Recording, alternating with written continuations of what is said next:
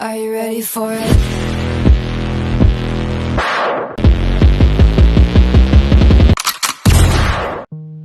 Assalamualaikum warahmatullahi wabarakatuh.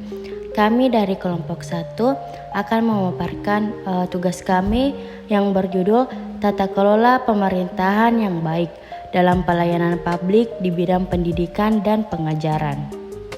Latar belakang tata kelola pemerintahan yang baik atau good governance telah menjadi isu penting dalam konteks pelayanan publik di berbagai sektor termasuk pendidikan dan pengajaran. Good governance mengacu pada prinsip-prinsip tata kelola yang transparan, akuntabel, efektif, efisien, partisipatif, dan berkeadilan. Implementasi good governance dalam bidang pendidikan dan pengajaran sangat penting karena pendidikan memiliki peran strategis dalam pembangunan suatu negara. Pemerintah sebagai lembaga yang bertanggung jawab atas penyelenggaraan pendidikan dan pengajaran harus memastikan bahwa tata kelola pemerintahan yang baik dijalankan untuk mencapai tujuan pendidikan yang optimal. Definisi dan konsep good governance. United National Development Program atau UNDP mengemukakan definisi government sebagai the exercise of political, economic, and administrative authority to management a country affairs at all levels of society, atau penggunaan kewenangan politik, ekonomi, dan administratif untuk mengelola masalah-masalah nasional pada semua tingkatan masyarakat. Definisi dan konsep good government David Osborne dan Gabler dalam Sadarmawanti 2007 menjelaskan makna good governance dalam pengertian sebagai penting government mewirausahakan birokrasi, yaitu transformasi semangat wirausaha ke dalam sektor publik. Definisi dan konsep good governance. Ada 3 model tata pemerintahan yang baik berdasarkan konsep yang dibangun menurut UNDP, yaitu 1. Tata pemerintahan politik yang mengacu pada proses-proses pembuatan berbagai keputusan untuk perumusan kebijakan. 2. Tata pemerintahan ekonomi yang mengacu pada proses pembuatan keputusan yang memfasilitasi kegiatan ekonomi di dalam negeri dan interaksi di antara penyelenggara ekonomi. 3. Tata pemerintahan administratif yang mengacu pada sistem implementasi kebijakan. Good governance meliputi 3 domain atau sektor saling bersinergi, yaitu 1. Negara atau pemerintahan, 2. Sektor swasta atau dunia usaha, 3. Masyarakat sipil. Selanjutnya, karakteristik good governance. Sinambela mengingatkan bahwa setidaknya ada 8 kriteria yang harus dipenuhi untuk dapat menghasilkan mekanisme yang menghasilkan good governance. Yang pertama, adanya keterangan atau kebenaran yang kuat dari masyarakat terhadap lembaga publik, baik yang berwujud sebagai lembaga birokrasi maupun lembaga lainnya yang dibentuk masyarakat secara swadaya.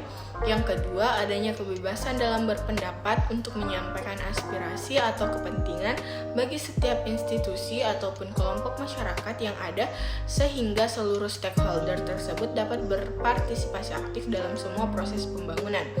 Yang ketiga, adanya keadilan serta konsep berupa kepastian hukum untuk menjamin upaya penegakan keadilan tersebut.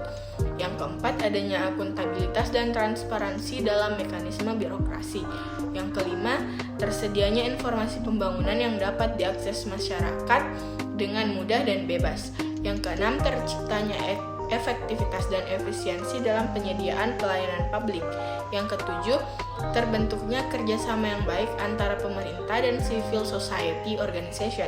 Dan yang terakhir yaitu tersedianya kesempatan luas untuk mengoreksi, memperbaiki, dan atau menganulir setiap kebijakan pemerintah dan pembangunan, karena pada kenyataannya tidak bersesuaian dengan kepentingan masyarakat lokal, nasional, regional, ataupun dalam konteks kepentingan global.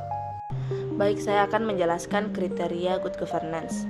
Pertama, ada 2 ukuran dari good governance sesuai bidangnya masing-masing, di mana menghasilkan beberapa dimensi dari good governance, diantaranya sebagai berikut.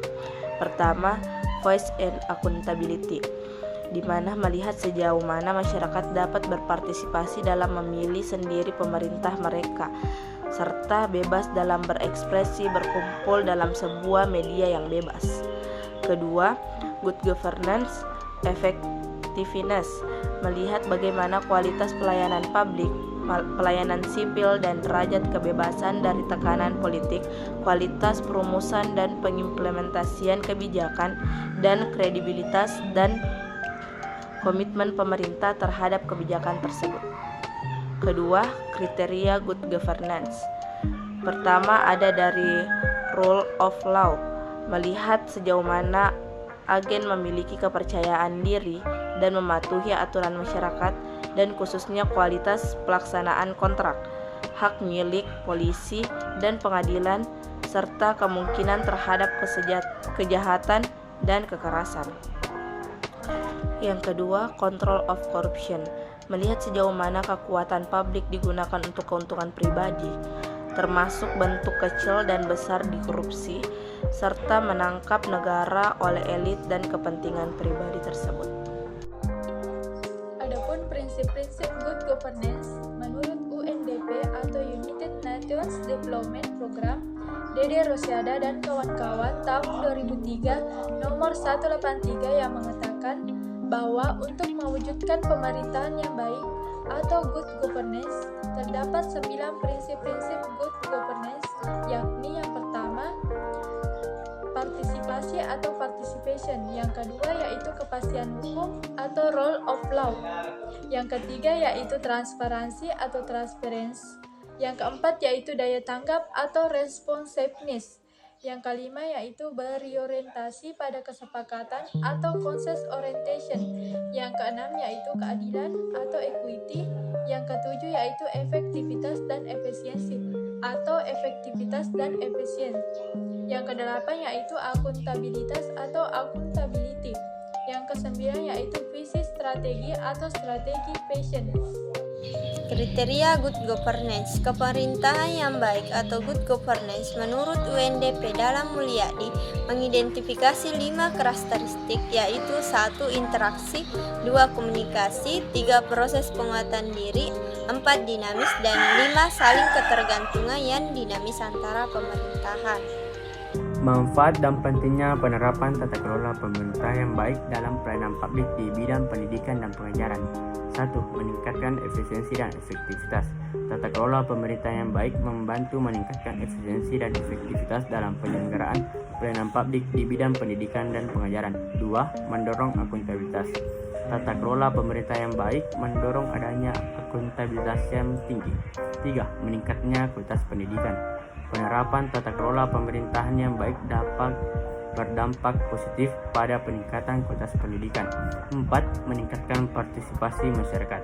Tata kelola pemerintahan yang baik memungkinkan partisipasi aktif masyarakat dalam pengambilan keputusan terkait pendidikan dan pengajaran. 5. Meningkatkan aksesibilitas pendidikan.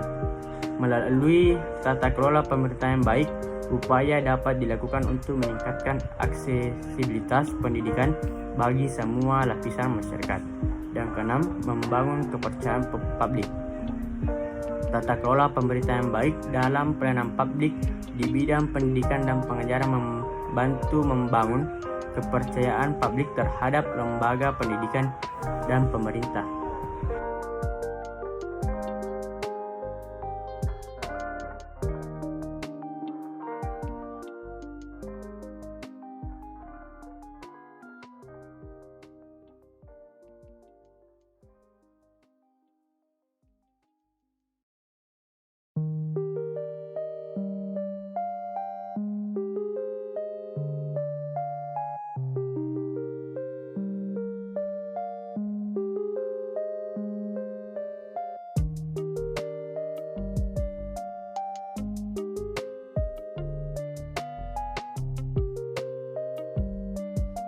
Sekian dari pemaparan kelompok kami, lebih dan kurangnya mohon dimaafkan. Wassalamualaikum warahmatullahi wabarakatuh.